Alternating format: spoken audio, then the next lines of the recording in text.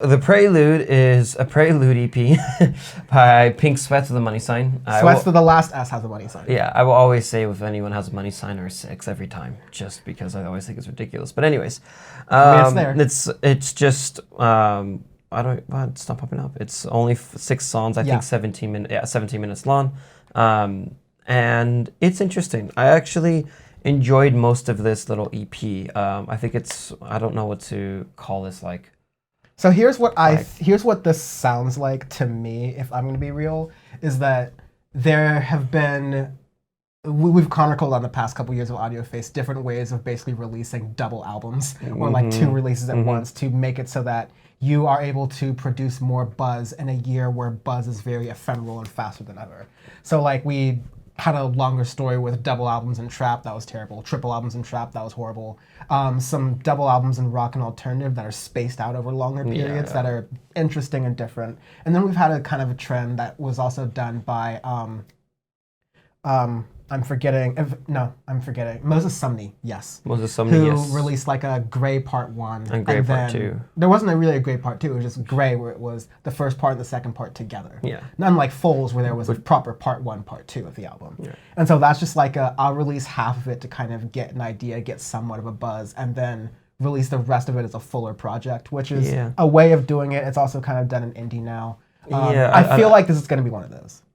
I mean, I wouldn't be against it per se for this because it's so short. Is the thing. Because my issue with Moses Sumney is because this his first release was already like 40 minutes, and then his second release is like another half hour on it. You can talk to it. Oops. You can listen to our review of that anyways. But anyways, going into the music for the Prelude, this is this chill, like super modern, like good vibe style music, as I like to call it. It starts off with "Give It to Me," where it starts off like nice chill beat. You can get into it, kind of like that almost Khaled style sound in a way. Khaled weekendy. Almost. Yeah. Way less fuckboy. Well, it's super less fuckboy, a bit more upbeat. So I do enjoy it. The first 2 songs I liked a lot. Actually, sorry, my favorite one I believe was "Not Alright." The third song I thought was fantastic. There was one song in there, it was either "At My Worst" or "17", that had the stupid snap clap thing that was prevalent in the whole song. I'm like, God damn it.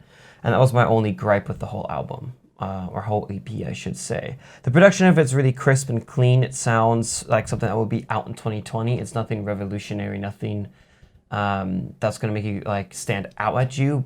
But it's like, it's good for the ears. You can put it on the background. You can have it into like a playlist or something, like a summer party or whatever, which you should not be having.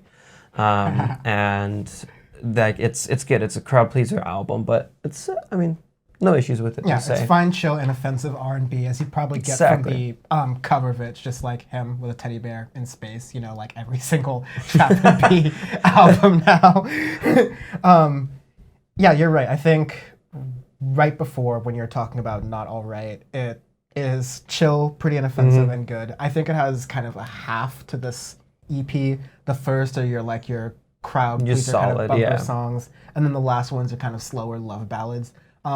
I checked 17. The only creepy part about it's the title. The rest is very just like the love will be expressed in like many different ways. Oh yeah, it's fine. Surprisingly, the lyrics of this album are all solid. Like it's super non-fuckboy, which for like when "Give It to Me" first started and with the title, I'm like, God damn it, it's gonna be one of those. Not at all. Yeah, which is surprisingly good. Lows, I didn't like as an ending part for it because it just kind of abruptly really slowed down the EP to me. Where again, if he's gonna do a thing where you put out another project, a part 2 or something, instead of having the Prelude, you have it as like your concerto, whatever, your opus, if you're speaking piano terms. Then it would maybe make a little bit more sense, and then make it feel a little more complete within that. But overall, it's not bad. I think it's okay. Yeah, I think it's fine. Lows does end kind of like at a slower point, but it is overall a decent album. So if you like that trap and B style, which is definitely popular, especially the past couple of years, you will enjoy this. Yes. Arbitrary Scale is just actually no, let's go with the other one we're gonna Beans? do. Hell yeah, Bean Brands. Bean Brands. Bone broth.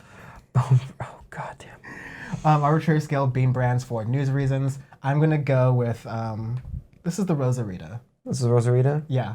solid. This is like organic 365 at Whole Foods. Yeah. Like beans were like they're good, they're solid, but they're better organic brands. But it's not gonna offend you. Like you can bring this over to your Not incredibly flavorful. yeah, you can bring this over to like your Mexican girlfriend's mom's house and she would look at you and she'd be like, yeah, and they'll work, but like I would rather have something else, you know. But Hypothetically. hypothetically.